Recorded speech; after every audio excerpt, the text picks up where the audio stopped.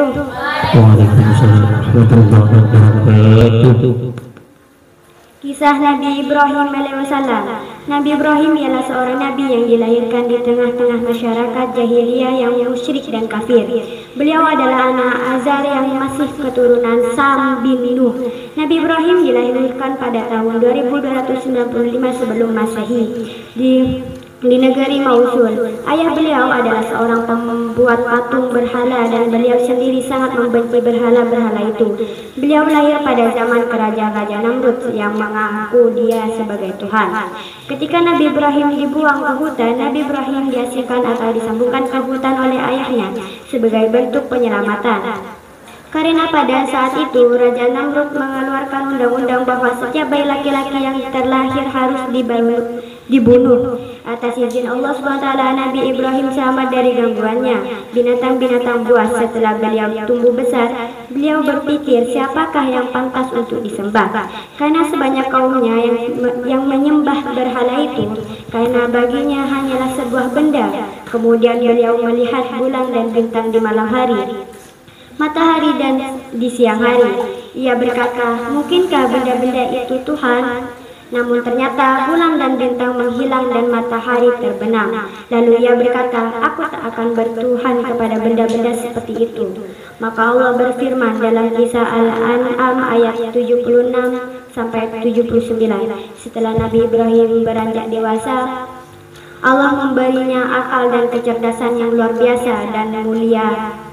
Nabi Ibrahim menyampaikan dakwahnya.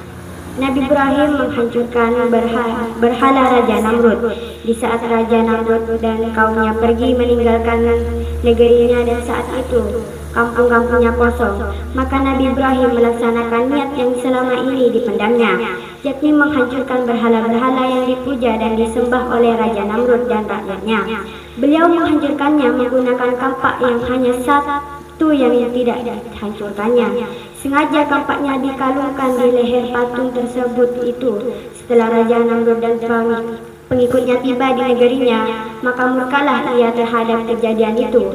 Raja Namrud langsung menuduh Nabi Ibrahim sebagai pelakunya, karena sudah terkenal bahwa Nabi Ibrahim sangat membenci berhala-berhala itu. Lalu Nabi Ibrahim dihadapkan padanya untuk diadilkan. Setelah perdebatan atau percakapan yang sangat panjang, dan juga karena geram dan kesalnya Raja Namrud, akhirnya ia memerintahkan para tentaranya untuk menghukum Nabi Ibrahim dengan seberat-beratnya. Nabi Ibrahim dihukum mati dengan jalan dibakar hidup-hidup. Api dinyalakan besar sekali dengan kayu sebagai bahan bakarnya. Sementara Nabi diikat dan ditempatkan di tengah-tengah tumpukan kayu. Tetapi Allah lebih berkuasa dalam segala hal. Allah belum menghendaki Nabi Ibrahim mati dan kalah oleh Raja Namrud. Lalu Allah berfirman, hai api, menjadi dinginlah dan menjadi keselamatan bagi Nabi Ibrahim. Kisah Al-Anbiya ayat 69.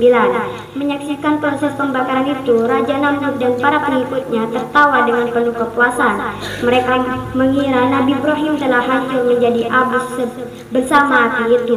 Namun begitu terkejutnya mereka setelah api yang menyala dahsyat itu padam, Nabi tiba-tiba berjalan keluar dari puing-puing pembakaran dengan selamat tanpa luka sedikit pun. Lalu beliau pergi berhijrah ke negeri Ka'an dan Baitul Maqdis. Di sanalah beliau hidup dan memiliki keturunan. Nabi Ibrahim mendapatkan ujian. Nabi Ibrahim juga diuji oleh Allah SWT dengan perintahnya untuk mengorbankan putra kesayangannya Ismail. Lalu beliau mau mengikuti perintah Allah tersebut.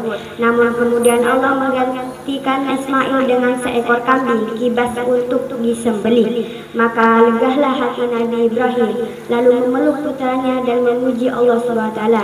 Peristiwa ini diabadikan dalam Quran surat Asy-Syaffat ayat 101 sampai 111. Nabi Ibrahim alaihissalam memiliki dua istri, yaitu Sarah dan Siti Hajar, serta memiliki dua putra Ismail dan Ishak, yang keduanya pun menjadi nabi dan rasul Allah. Ismail dilahirkan oleh Siti dan Ishak dilahirkan oleh Sarah. Beliau menikah dengan Hajar karena bersama Sarah tidak dikaruniai anak. Kemudian Sarah meminta Ibrahim untuk menikahi budaknya Hajar dan lahirlah Ismail. Kemudian tidak lama Sarah pun akhirnya memiliki putra yaitu Ishak.